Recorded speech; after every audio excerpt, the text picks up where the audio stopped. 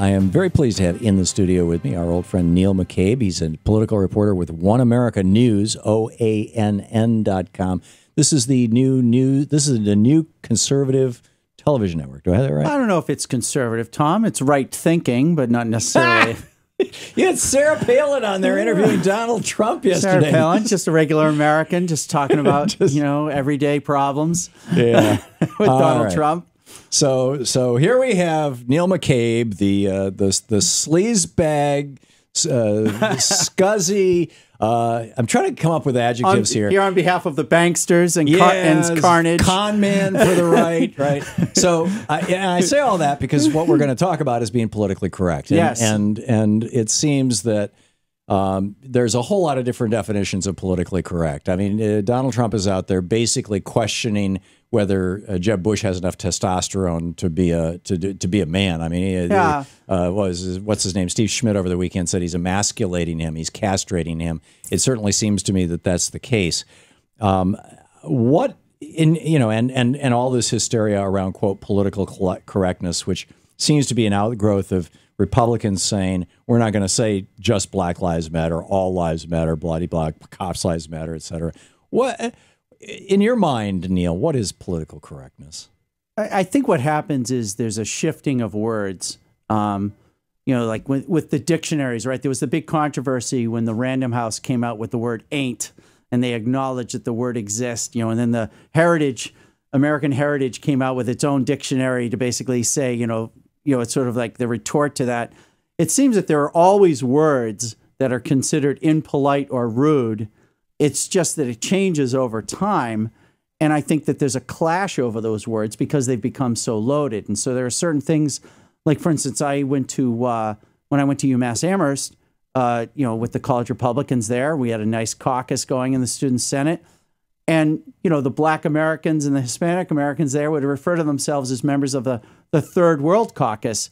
And if we didn't acknowledge that they were members of the Third World, even though they grew up in like Brockton, 20 minutes from my house, this person's now a member of the Third World. And if we didn't sort of sign on to their words, we were somehow hateful and, proof of our racism and our hatred. Well, what should their words have been? Like, I don't know. I mean, maybe they could have just called themselves base staters like the rest of us. I think what happens is people don't want to be, I guess what I'm grasping for is that, there's an attempt to ascribe hatred to political opponents on both left and the right. And once you describe someone as being hateful, then you can discount their views and their values. And I think everyone's grasping for that word that will sort of tag somebody. The flip side of that is trying not to be hateful. Is trying to use language that describes people in less than pejorative terms. Well, yeah, I mean, the Mormons had that great ad that said, use words that heal, not words that hurt. Right. But unfortunately, at the line of scrimmage of democracy, there's a lot of, kicking and biting, and it's nasty. From the stands, football is an elegant game, but at the line of scrimmage, it's nasty. And that's sort of the trouble you get into. There is, if you've got that if you can easily find that Lee Atwater clip, I'd love to play it. Because I think it's a perfect view of the evolution of political correctness. Yeah. It is, historically, there have always been, actually, on as you say, on both sides, although I would say that they're for different purposes, words that are used to describe people that carry baggage, shall we say. Do you have the Atwater clip? Yeah. Okay. Cool. This is Lee Atwater back in 1981. He had just worked on the Reagan campaign. Reagan's, again, this is politically correct, I guess. His first speech was in Philadelphia, Mississippi, where Schwimmer and Goodman and Cheney were murdered, the three civil rights workers. And he went and gave a speech about states' rights. Now, he didn't use the N-word, but he might as well have. I mean, that's well, if anything, that was probably a dog whistle to people. That's my point. Yeah. And this is how Lee Atwater said, we used to use the N-word. We can't use that anymore. Then we used the welfare word. Everybody understood what we were talking about. We can't do that anymore.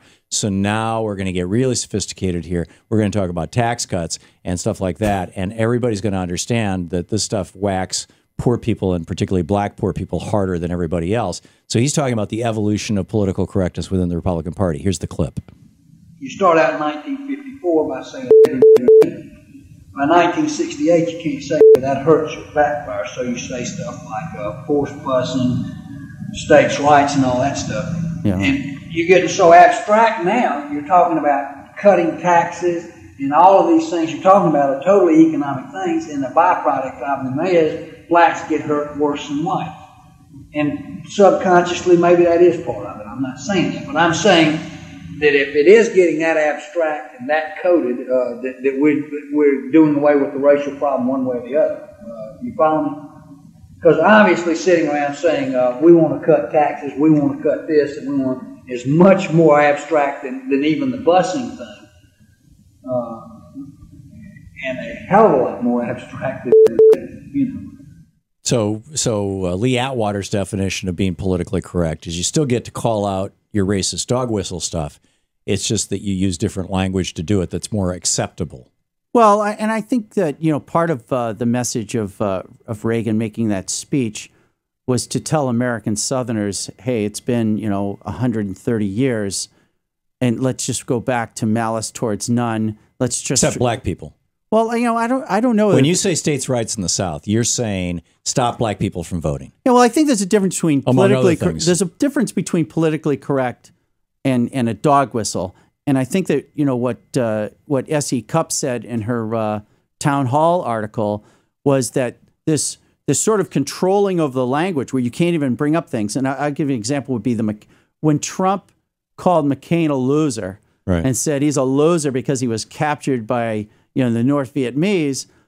You know, all weekend people were telling me that Trump is finished. He's done, because the media reflexively basically says, okay, you crossed the line. Now we attack you. Now you go away. Right. And Trump didn't go away. Now, you remember John Kerry. John Kerry gave a speech. He lost, of course, in 2004. He's starting to ramp up for 2008. And he told these college kids, hey, you better study hard or you'll end up in Iraq. You'll have to join the army and you'll end up in Iraq. I remember when that happened. And that comment was that ended John Kerry's presidential run. It literally stopped dead in its tracks. And unfortunately, there may have been some truth to it, and it may have actually been funny, but for whatever reason, it was deemed politically incorrect, and you're done. Right. Well, and what so then really political correctness or political incorrectness is kind of a variation on humor.